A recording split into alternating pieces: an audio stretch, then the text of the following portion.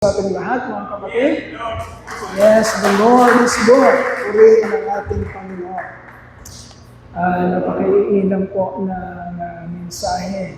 Pinaparating sa atin ang ating Panginoon through our worship songs. Sabi po na inawit natin kanina, ano yung pangalawa?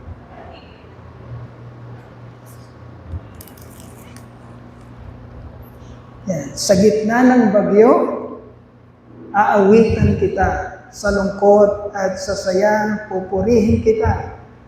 Dahil ikaw ang Diyos na matibay kong sandigan sa lahat ng aking daranasin. Yan. Tapos po yung nauna po dito, bakit ka magpupuri, bakit ka aawit, bakit ka sasamba sa Panginoon? Sabi dito sa una nating kinanta, nasa niya. Sabi doon is, kapayapaan, nagmumula. Saan ang gagaling ang kapayapaan natin, mga kapatid? Kapayapaan na hindi manirip. Kapayapaan na hindi maipaliwanag sa kabila ng bagyong nararanasan. Yun po ang kalamangan ng isang mananampalataya sapagkat naiintindihan niya na ang dulo ng lahat ng bagay ay nasa kamay pa rin ng Panginoon. Amen? Nasa kamay ng Panginoon. Wala sa ating mga kamay. Dumarating tayo sa dulo ng ating mga sarili. Dumarating tayo sa dulo ng ating mga kakayanan, ng ating mga iisipan. Di na natin alam kung anong ating gagawin. Wala na tayong maapuha, wala na tayong makita na umaisip na manggagaling sa ating sarili. But then, bilang mga anak ng Diyos, bilang mga mananampalataya, naglagak ang ating Panginoon sa ating puso at isipan, sa ating kaluluwa ng isang kapayapaan na di malirip.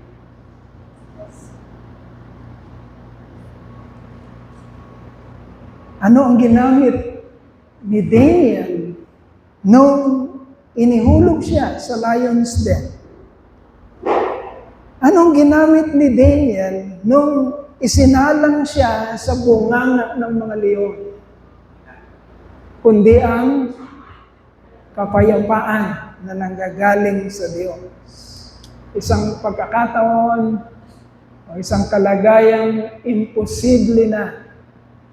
Because the natural tendency of a roaring, ano yung gutom sa Ingles?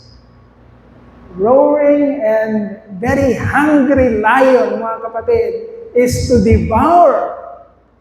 Ano man ang ilalapit sa kanya, ano man ang ihuhulog sa kanya, basta meat yan, laman yan, dahil sa kanyang kagutuman, the natural tendency of a lion is to devour any flesh that will be served to him.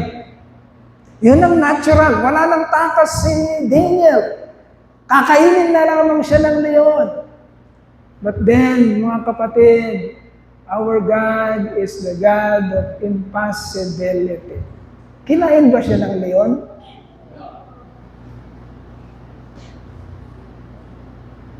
Dahil ang ating Panginoon higit pa kesa sa nagugutom na leon.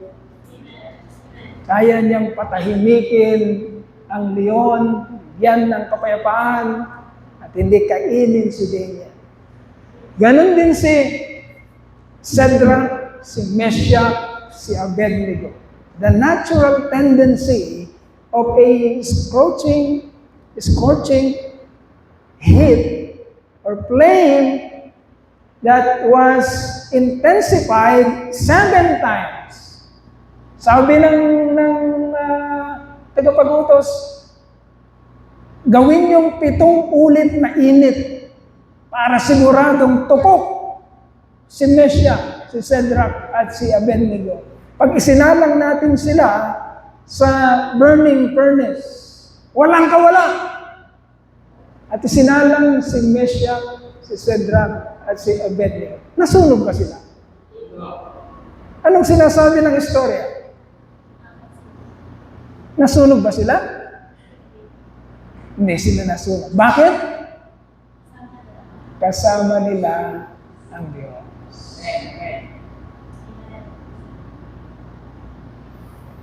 Ngunit bago nangyari sa kanila yan, listen very carefully. Si Daniel, bago siya inihulog sa lion's den. Si Meshach, si Shadrach, at si Abednego, bago sila isinala sa burning furnace. Ano ang meron sila? Ano ang meron sila, mga kapatid? Matimyas at malalim na ano? Pananampalataya sa kanilang Diyos. Na hindi sila mapapahamak ng dulo ng lahat ng bagay ay mabuti para sa kanila. It is very easy, mga kapatid, napakadali na magpuri, umawit, sumamba sa Panginoon. Kapag ka maganda ang nangyayari sa ating buhay. Napakadali. Maraming laman ng bulsa. Pag walang sakit na nararamdaman, pag walang problemang nandyan sa ating harapan, parang ang dali.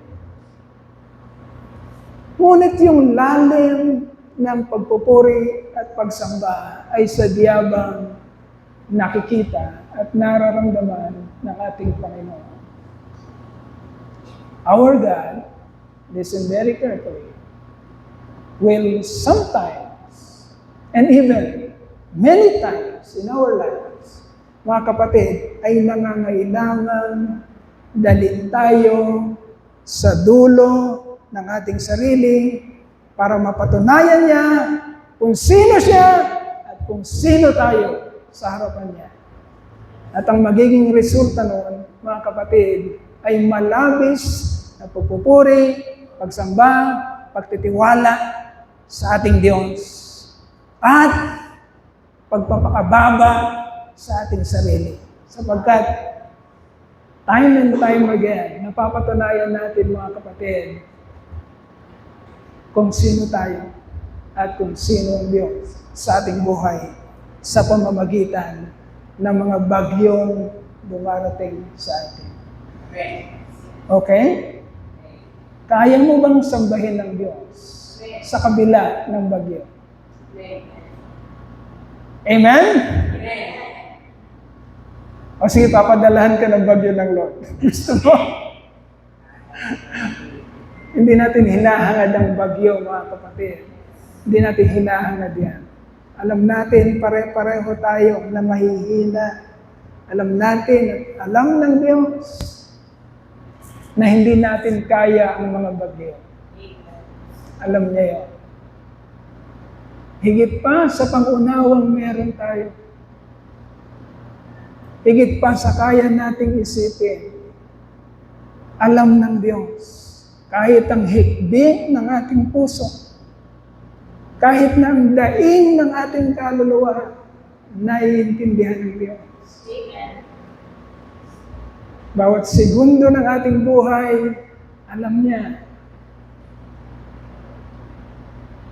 Ang hinihiling ng ating Diyos palagi ay magkaroon tayo ng malalim na pagtitiwala, paniniwala, na siya ang Diyos kung saan manggagaling ang ating tulong. Saan? Anong paano yan? Manggagaling ang tulong ko. Saan manggagaling ang tulong? We lift up our eyes to the hills. Where does my help comes from? My help comes from the Lord, the maker of heaven and earth. Ginawa nga niya ang sanlibutan at ang lahat ng mga bagay na namamalas ng ating mga mata. Ginawa niya sa kawalan, from nothing, but He created them. Kung papaanong nagawa niya ang mga bagay na nakikita natin na imposible sa ating mga mata, how much more is the little things, mga maliliit na bagay na akala natin ay malaking problema. Sabi nga ng pasimula dun sa exhortation natin kanina, nakikita natin ang problema, imposible, malalaki, pero may malaki ba at imposible sa Panginoon? Ang pagtingin natin at ang perspective natin sa mga nangyayari sa mga problema ay malaki, pero hindi ganon ang tingin ng Panginoon. Yan ang nagrema kanina. The very first words that we heard in the message of the exhortation, hindi ganon ang tingin ng Diyos. So, anong gagawin natin? Tayo'y maglalagak ng pagtitiwala, paniniwala, pananampalataya sa ating Panginoon. Kaya ang resulta ay kapayapaan nagmumula sa iyo, sa Kanya pa rin nagmumula maging ang kapayapaan. Taglay-taglay mo ngayon. Kapatid, palakpakan po natin ang ating Okay, this is our last session sa ating pong sa point 2 ng ating pong pinag-aaralan sa ating Panginoon, which is rejoicing in God. Pag-aralan natin last time yung unang puntos, which is joy in suffering. Saan tayo bumubunot ng kaligayahan kahit na nagdurusa ang ating buhay, ating katawan. And then, pinag-uusapan po natin ngayon, pinag-aaralan natin ang pangalawang puntos, which is joy in serving, of which tatalakayin natin ang ating huling subpoint. Ang unang dalawang puntos na napag-aralan natin bilang kasagutan sa tanungang, why can we, as Christians, still manifest joy even in the midst of hidden sacrificial service for Christ and for His ministry? Bakit nga ba ang isang tunay na Kristiyano ay nakakakitaan pa rin ng kaligayahan, kapayapaan, maging sa pinakamahihirap at hindi nahahayag na paglilingkod sa Panginoong Diyos at sa Kanyang ministeryo. You must listen very carefully, my dear brethren. Para magkaroon tayo ng kapayapaan. Dahil ang kapayapaan natin ay hinuhugot lamang natin mula sa Diyos sa pamamagitan ng Kanyang mga salita. Wala tayong ibang pagkukunan. Baka akala nyo, bigla-bigla na lang darating sa inyo ang kapayapaan na hindi man lang kayo interesado sa kung ano ang sinasabi ng Panginoon para magkaroon kayo ng kapayapaan. Hinuhugot natin ang ating kapayapaan, mga kapatid, sa pagkaunawa natin. Sino ba ang Diyos? Ano bang meron tayo sa Kanya? Ano ba ang Kanyang kalooban? Ano ba ang pinapangako niya para sa atin? At yun ang naiintindihan natin sa pamamagitan ng pakikinig, ng pakikinig, ng pakikinig, ng pakikinig. Because faith comes from hearing, and hearing, and hearing, hanggang sa mamatay tayo. Makikinig tayo sa Panginoon. Amen? Okay, so yun po. Saan natin hinuhugot yun? Yung ating kaligayahan, maging sa pinakamahihirap. Una, hinuhugot natin yun sa pagiging hindi makasarili. At sa kababaan ng loob na nanggagaling sa Diyos. Ang ginamit nating example, mga kapatid, ay ang kababaang loob na namalas natin sa ating Panginoong sa Kristo. We must be our humility and selflessness, mga kapatid, must be like that of our Lord Jesus Christ. Even though He is God, He humbled Himself to serve and to save us. Okay? Hindi naman kailangan. Tandaan niyo to, mga kapatid. Ganito dapat ang example ng ating serbisyo, ng ating paglilingkod. Yung tipong sa isipan mo, bakit? Hindi naman, anong problema? Hindi ko naman problema yan. Ganun sa Panginoon. Makinig mabuti. Kristiyano tayo ay nasa ministry, tayo ay naglilingkod. Huwag kayong gagaya sa kaisipan ng iba na tipong pagdating ng problema at nakita niyo yung problema at binibigyan kayo ng burden ng Panginoon, sasabihin, bakit? Hindi mo na ako kasali dyan. Wala naman problema dyan. Hindi ganun ang example. Hindi ganun ang example ng ating Panginoon. Gisingin mo ang iyong sarili.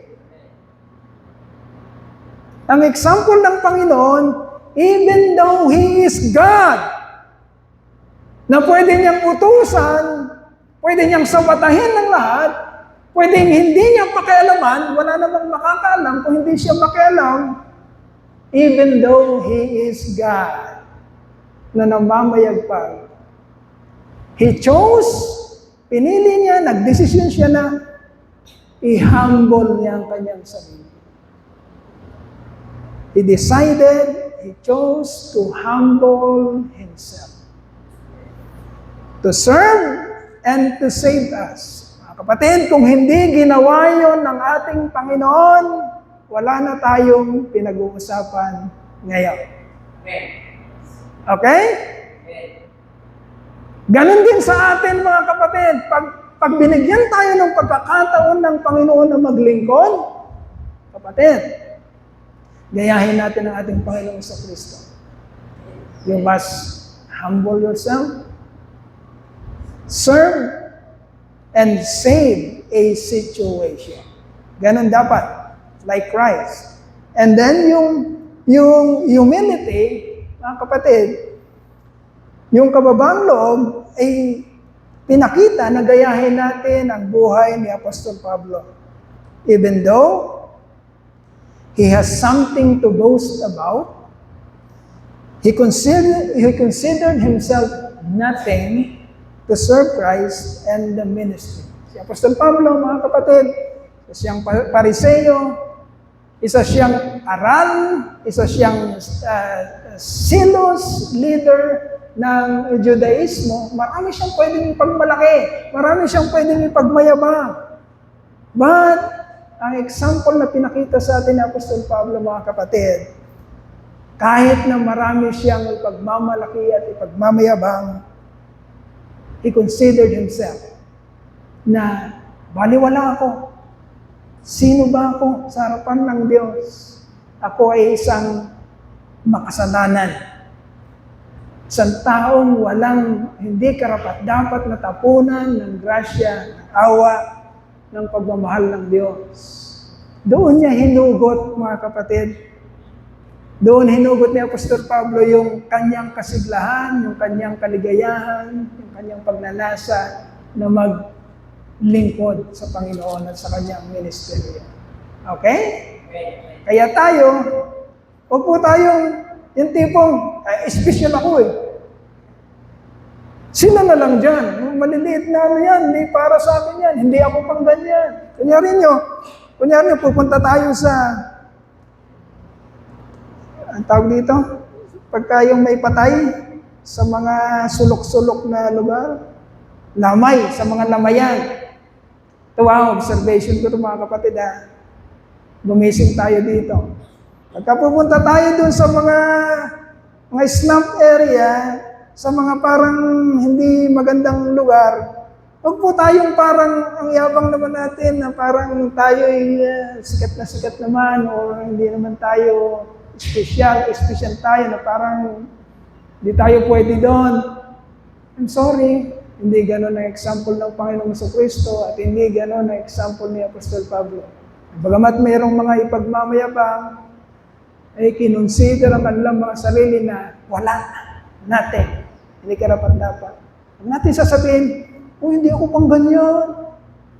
Special ako, pang ano ako, entablado, pang ano. I'm sorry, hindi ganon ang mananampalataya, mga kapatid. Tignan natin ang ating sarili na mas mababa kesa sa pinakaaba dahil ganon ang ginawa ng ating Panginoong Jesucristo.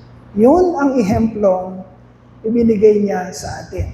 And then, saan hinuhugot, mga kapatid, ang ating kaligayahan? Hinuhugot sa tunay na pag-aalala sa ministeryo, sa sitwasyon, at sa mga kapatid. Doon mo hinuhugot yung iyong kaligayahan. Kung meron kang tunay na pag-aalala. Sinong naging example natin doon? Si Timoteo. Even though Timothy is very young, even though he was young, napakabata, but he displayed a genuine concern, genuine interest for the brethren and the ministry. Ano yun? Yung para to sa mga young people, sa mga young pro, huwag niyo sabihin sa isipan niyo, hindi, ayusin ko muna aking sarili. Aanuhin ko muna aking buhay. Saan ang ministry, saan na yan? I'm sorry, hindi ganon, mga kapatid. Hindi kayo makakatagpo ng kaligayahan sa ganong klase ng takbo ng pag-iisip. Our example is Timothy. Ilang taon nagsimula si Timothy sa ministry? Ilang taon? 15, 16. Yung range na yan. Nagsimula na siya. At hindi siya tumigil, even though it is not written in the Bible, but the history tells us that when Timothy started his ministry, sa 15 years old, mga kapatid, hindi siya tumigil hanggang sa namatay siya sa edad na 80. Imagine that. Yung haba ng ministry ni Timothy, ilan yon? 65 years in the ministry. Yun si Timoteo. Maligaya siyang maglingkod sa Panginoon. At hinugot niya yon sa genuine concern niya, genuine interest niya sa ministry. Young people, meron ba tayo na? Meron ba tayong genuine concern? O isa na tayo sa mga pagka-Webes pinag-aaralan natin is, wala pa nga tayo masyadong nagagawa, nandun na tayo sa grumbling. Ako na naman ba? Be like Timothy, even though he is young, he displayed a genuine concern, interest for the brethren and the ministry. At ngayon, pag-aaralan natin. Saglit lang to. Our last topic is faithfulness in the ministry. Faithfulness. Bakit ang isang tunay na Kristiyano ay nakakakitaan ng kaligayahan maging sa pinakamahihirap at hindi nahayag na paglilingkod sa Panginoong Diyos at sa kanyang ministeryo? Ano ang pinaghuhugutan ng kanyang kaligayahan? Point number 3. Because the genuine Christian's joy in serving comes from his or her faithfulness in the calling, in his, her calling. Faithfulness to his calling. Basahin natin ang sinasabi, mga kapatid, ng ating teksto sa aklat ng Philippians chapter 2, verses 25 to 30. Our last text, mga kapatid. na pag-aaralan sa subject na ito. Philippians chapter 2, verses 25 to 30, it says, "But I think it is necessary to send back to you Epaphroditus."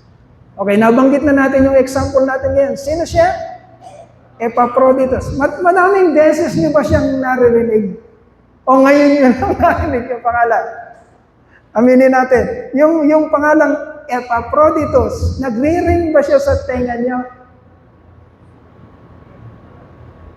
Nagre-ring ba siya? O ngayon yun lang siya narinig? Yan. Si Epaphroditus ay example mga kapatid, ng isang, listen very carefully, shadow Christian. Okay? Ito yung topic namin sa PBTS, Lightwalker, noong 2024 seminar. Okay? Shadow Christians. Ang shadow Christians, mga kapatid, marami sa atin dito, mga shadow Christians. Ano ibig sabihin ng shadow Christians? Yung hindi natin sila nakikita, pero tuloy-tuloy ang kanilang paglilingkod sa Panginoon. Lagi akong may ini-example dito sa church, pero hindi ko binabanggit ang pangalan. Sila yung mga 15 taon, 20 taon, 10 taon ang naglilinis dito, tuloy-tuloy, pero hindi nakikita, hindi nababanggit. Para silang si Epaphroditus. Hindi kilala, hindi nababanggit, pero ino-honor ng Panginoon. Gusto ko na yon. Mas gusto ko na yon. Kesa yung, si Pastor Doy, sikat na sikat. Kilala, narinig lagi. Pagdating sa harapan ng Panginoon, sino ka? Si Pastor Doy. Ay, sorry, hindi kita kilala, doon ka. Mas gusto ko na, mga kapatid, ang kagaya ni Epaphroditus, na tuloy-tuloy na naglilingkod sa Panginoon, hindi kilala, hindi nakikita, pero sasabihin ng Panginoon sa kanyang panahon, "Oh, ikaw pala, my good and faithful servant." Mas gusto ko na yun. Kesa sa yabang na yabang ka, kilalang kilala ka, sikat na sikat ka, makapangyarihan ka, pero sasabihin ng Panginoon sa huling araw, alis dyan. Ayun, yun ang gusto ko. Papasukin yun. Ikaw, tabi. Okay?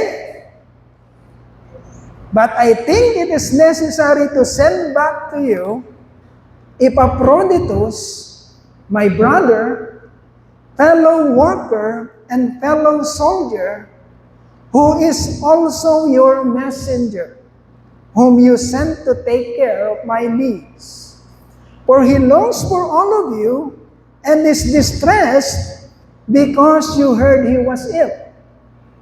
Indeed, he was ill, and almost died. But God had mercy on him, and not on him only, but also on me, to spare me sorrow upon sorrow. Therefore, I am all the more eager to send him, so that when you see him again, you may be glad, and that I may have less anxiety. Welcome him in the Lord with great joy, and honor men like him, because he almost died for the work of Christ, risking his life to make up for the help you could not give me. Okay? Sino si Epaphroditus, mga kapatid? Helper ni Apostol Pablo. Helper na pinadala ng Church of Philippi para tumulong kay Apostol Pablo habang siya ay nagdurusa. Okay? Si Epaphroditus, sabi dito sa istorya, kasi ito lang yung maliit na istorya lang ito na nabasa natin. Sabi dito, may sakit.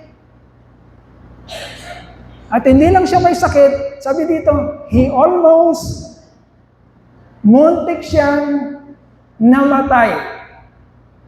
Pero ano example na pinakita niya? Hindi naging hadlang ang sakit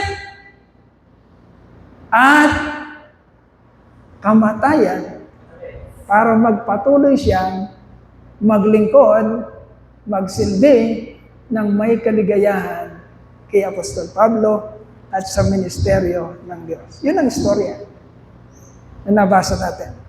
So, my dear brethren,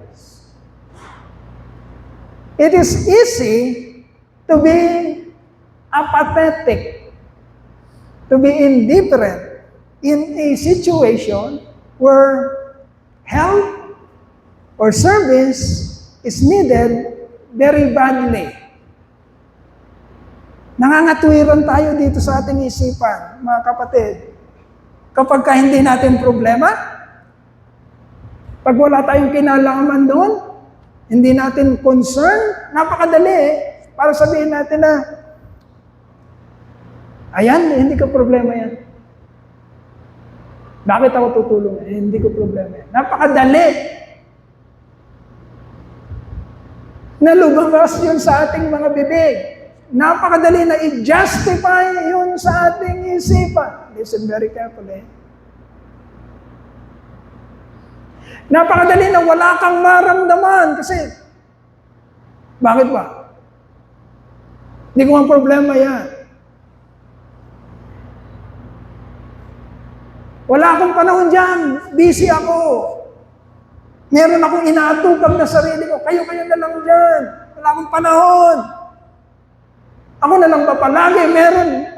Wala namang iba. Meron pa namang iba diyan. Bakit ako lang? Ang dali nun. Ang daling bigkasin, mga kapatid. Ang daling sabihin. Pero nakatingin sa atin ang Lord.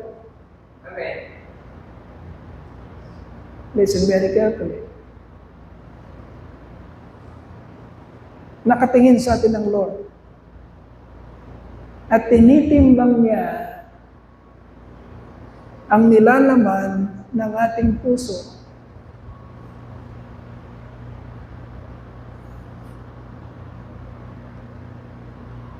Remember this, my dear brethren.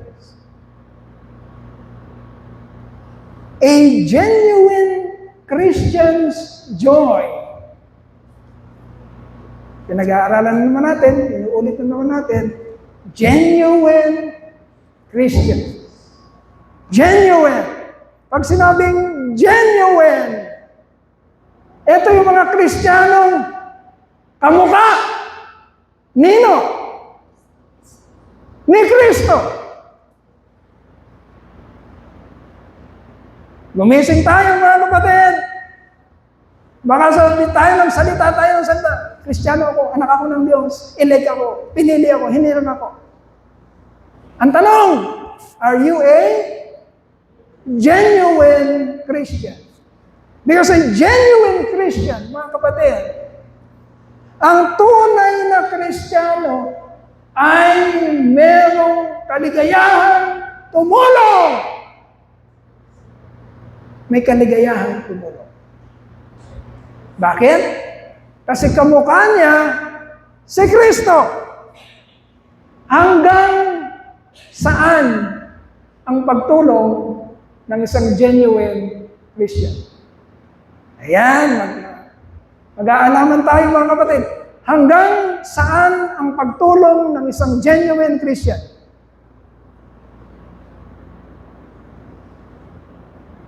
Hanggang saan ka tutulong if you are a genuine Christian?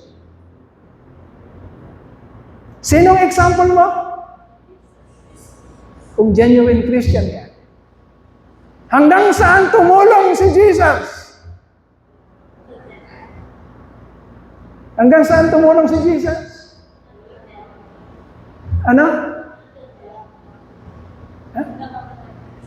Hanggang kamatayan.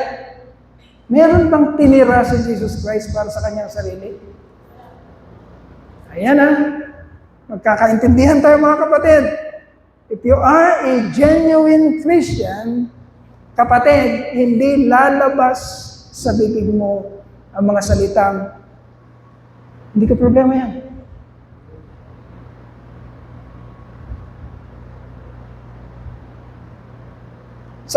Anong sinabi ni Jesus Christ sa atin nung tayo yung mga nagkamali at nagkasala na?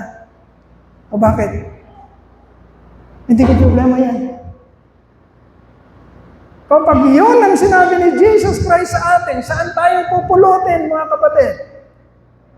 Listen very carefully. Saan tayo pupulutin?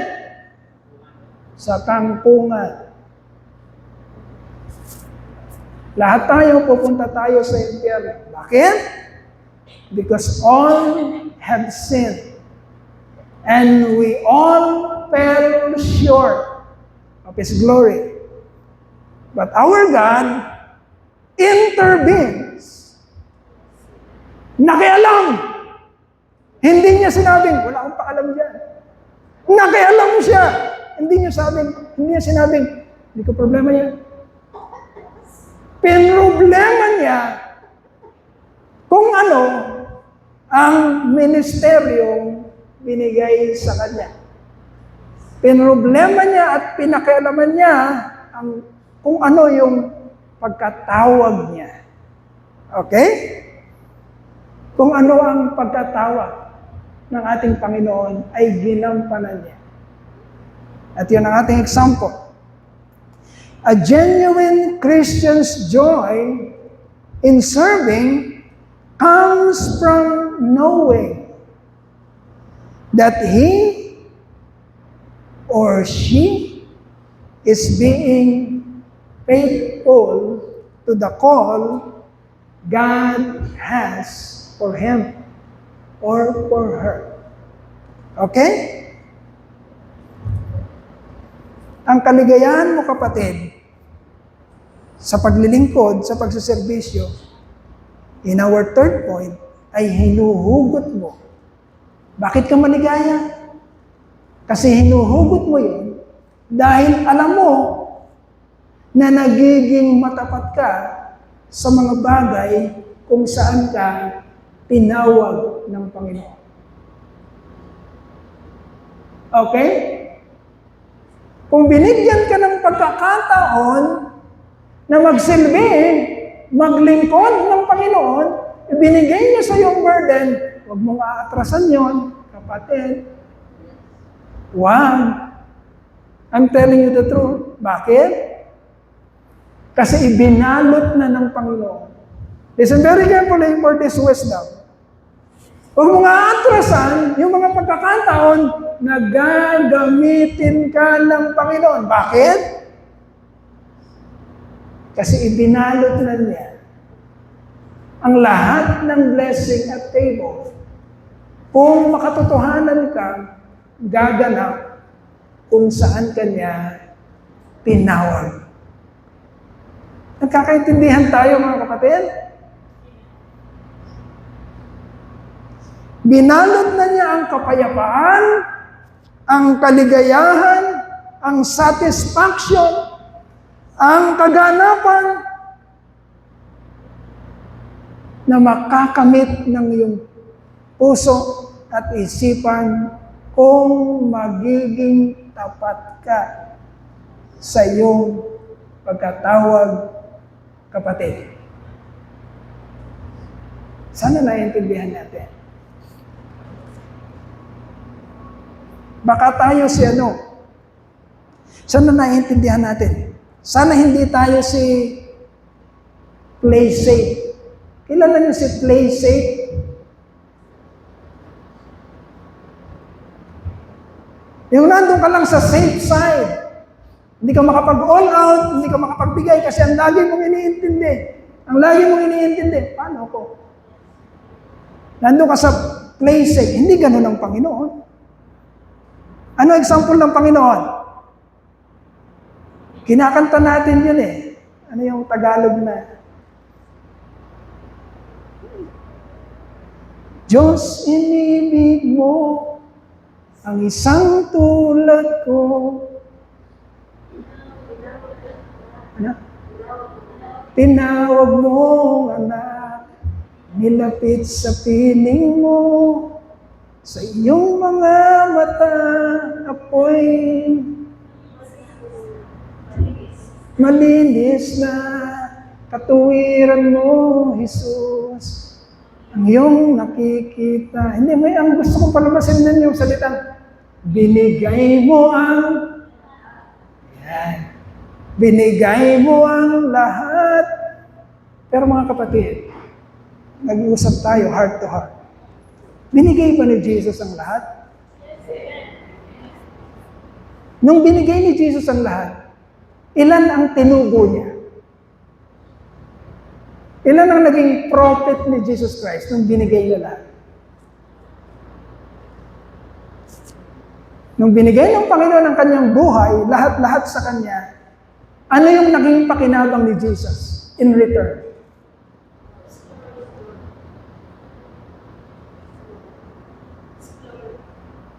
Glory lang ba? Ano yung naging pakinabang ni Jesus nang binigay niya ang buhay niya? Ano sinasabi ng Biblia? Ano yung ang resulta ng pagbibigay niya ng kanyang buhay? Ibinigay sa kanya ang lahat-lahat. Okay? Pinagkatiwala na sa kanya ang lahat-lahat. May nalulugi ba sa Diyos?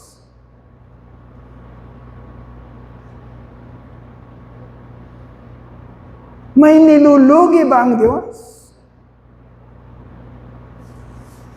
Huwag tayong pupunta dun sa serbisyo na plain safe. Okay? Yung tipong, hindi ako pwede dyan. Para lang ako sa aking sarili. Kaya hindi ako pwede dyan. No? Anong utos sa atin? Luke 9:23. Luke 9:23. Pag binasa natin ang Biblia, ang sabi ni Jesus Christ, meron bang gustong sumunod sa akin? Sabi ni Jesus Christ, nasaan ang mga susunod sa akin? Sino talaga yung mga tagasunod ko? Naghahanap ang Panginoon. Sinabi niya, okay, gusto mong sumunod sa akin? Kung gusto mong sumunod sa akin, you must deny yourself. Take up your cross daily and then follow me. If any man will come after me, he must deny himself, take up his cross daily, and follow me. The same sacrifice that Jesus Christ done for us, mga kapatid, is the same. Hindi man kasing bigat nung sa Kanya na mamamatay din tayo sa krus ng Kalbaryo. But then, mga kapatid, gagamitin ng Diyos ang ating buhay kung ikaw ay isang genuine Christian sa mga pagkakataon na hindi mo maipaliwanag.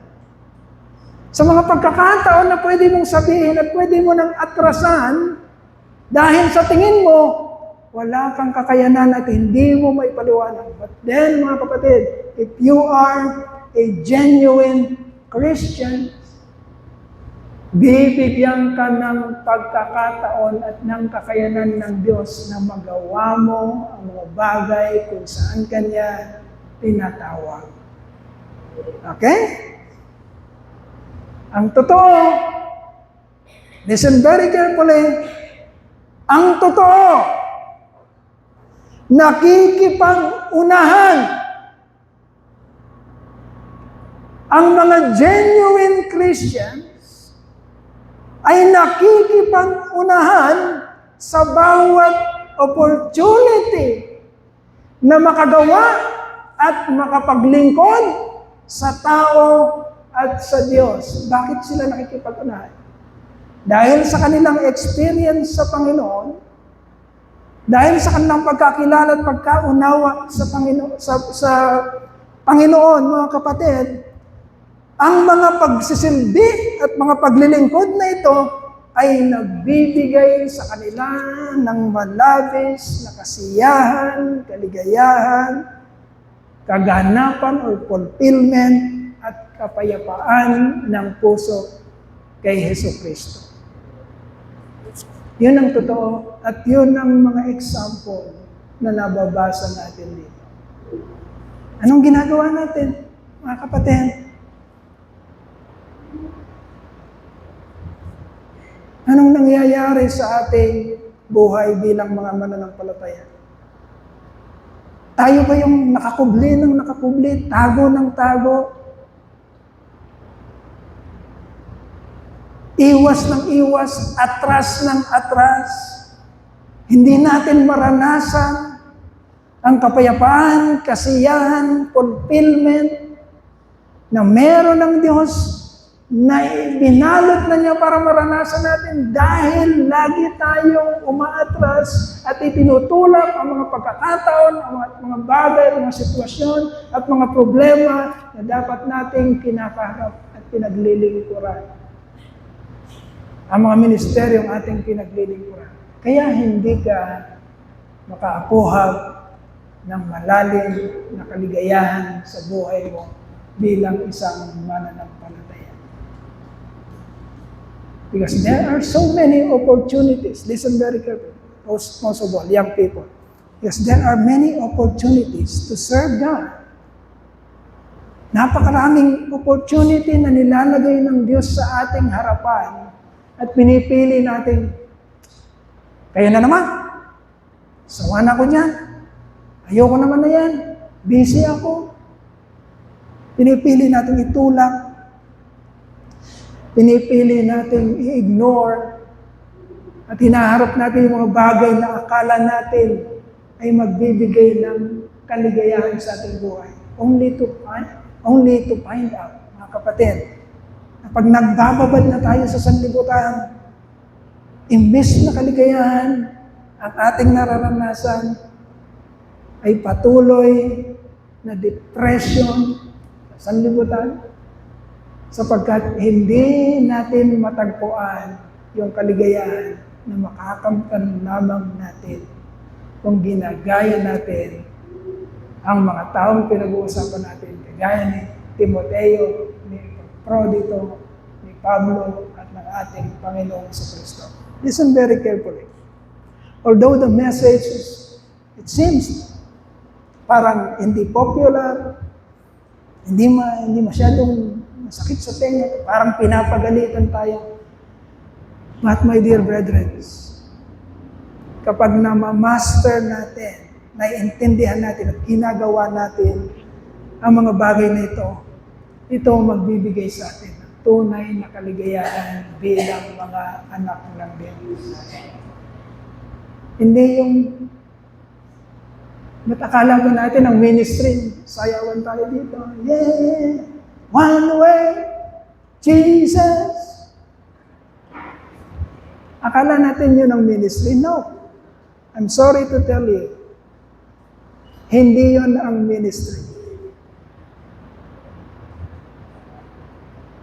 Makakala natin yung mga ministry, yun yung pormahan natin dito, chika-chika. No, that is not the ministry. The ministry na nilaan sa atin ng Panginoon ay kagaya ng nababasa natin dito, mga kapatid. Si Apostol Pablo may sakit, nakakulong. Papadala si Epaprodito, aalagaan siya doon. Asikasuhin ang kanyang mga pangangailangan. Yun ang ministry. Yung pagsama natin sa isang taong nangangailangan, sa isang taong walang pag-asa. But then, our God gave us this burden and opportunity to help him, to help them, hanggang sa malagpasan nila ang problemang kinakaharap nila. That is ministry. Hindi yung yabangan tayo dito, papugian tayo, pagandahan tayo dito, rakrakan tayo dito. That is not ministry. Ministry is your genuine concern. Nakikita man o hindi nakikita, para makalagpas ang mga kapatiran sa anumang problemang dinaraanan nila. Okay?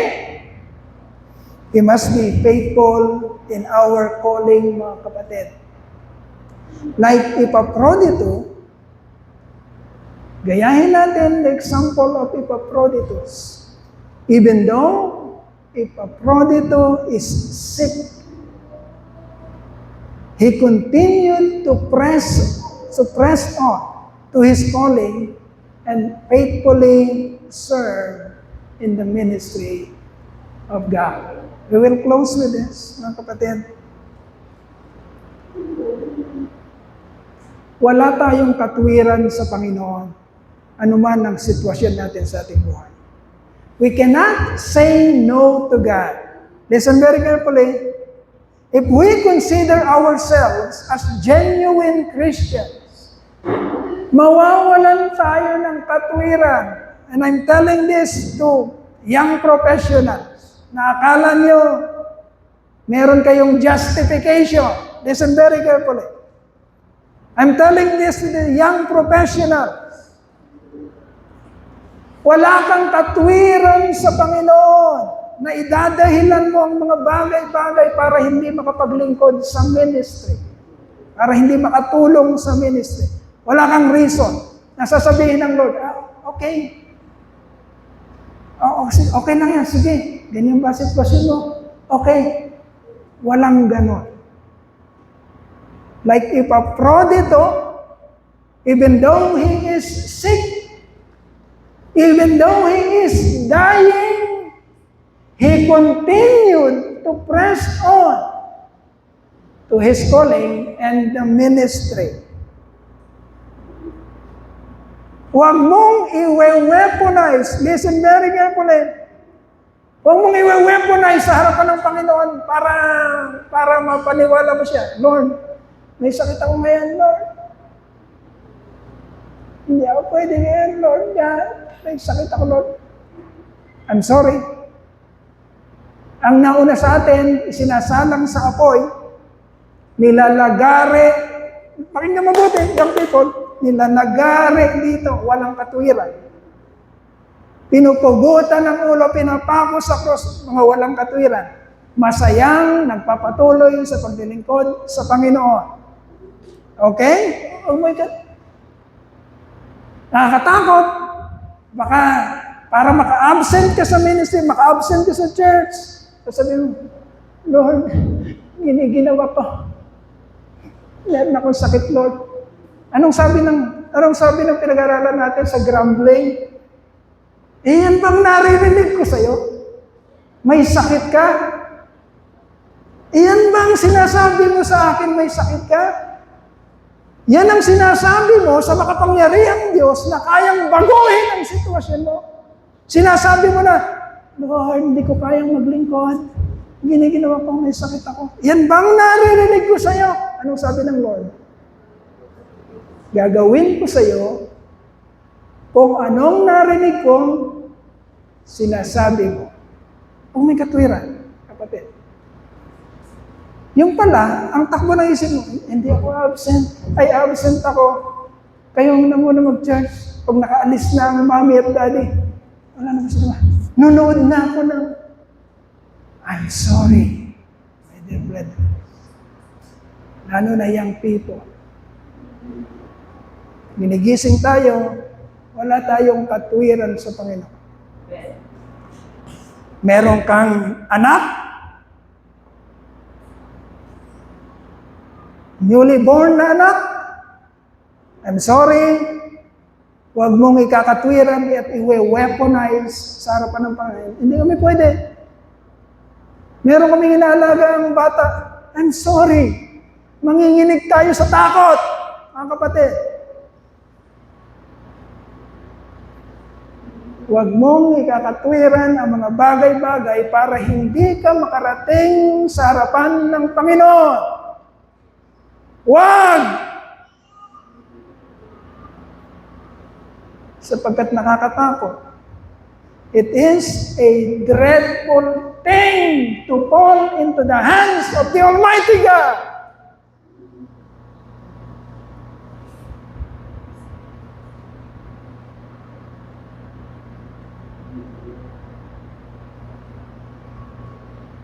Lord, busy ako sa trabaho. Lord, hindi ako makakarating sa... Yan ba ang narinig ko sa iyo? Okay? You will be busy all your life.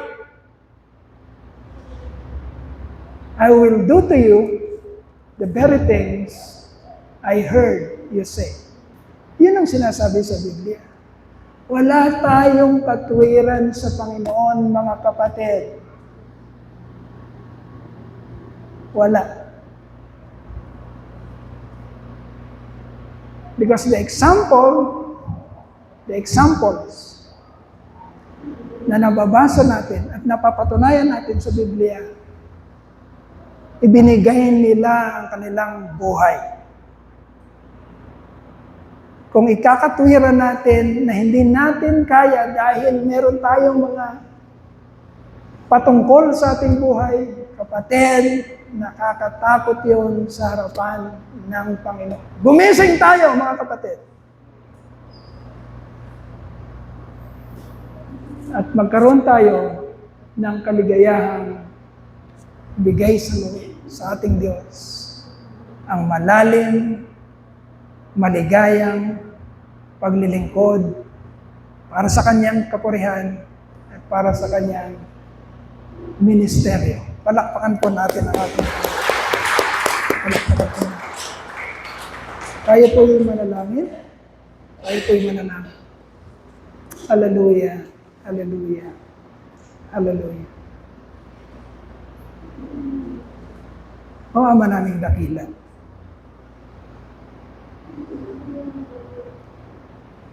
Kami po'y nagpupuri, nagpapasalamat, sumasamba sa iyong banal na harapan, sa iyong banal na pangalan. Ama, napakabuti mo po sa amin. Hindi mo kami hinahayaang mapahamak. Salamat po at ginigising mo kami. Pinapakita mo sa amin kung ano ang nararapat. Salamat po. Sapagkat hindi ka nakakalimot sa pagpapatunay mo at pagganap ng lahat ng iyong mga pinangako sa amin. Salamat po sapagkat sa kabila ng lahat ng mga problemang nagaganap sa aming buhay, still, Lord God, because of your words, because of your message, nananatili sa amin ang kapayapaan. Nilalagak mo sa aming puso at isipan ang kapayapaan. Knowing that you are our sovereign God who is over all and in control of everything. Lord, salamat po. Salamat po. Hindi kami nagtitiwala sa kung sino-sino lamang. Nagtitiwala kami sa Diyos na nagmamayari, nakakasakop at kumukontrol sa lahat ng bagay. Salamat po, Lord God. At dinala mo kami sa ganitong kalagayan, Ama. That is why our joy and our faith and our peace rest upon knowing who you are, knowing what is your will, knowing who we are to you, Lord God. Salamat po. Nandito po ang iyong iglesia, Ama, ang Truth and Life Christian Church. At ang mga anak mo na dinagdag mo po sa iglesia nito. Lord, continue to work in us. Continue to give us peace. Continue to give us joy, Lord God, in serving you. We give you back all the glory and honor sa pangalan ng iyong anak, ang aming Panginoon na tagapagligtas na si Jesucristo. Amen, amen, amen. Sige po tayo lahat ay mag-serve. Hindi po kami na natin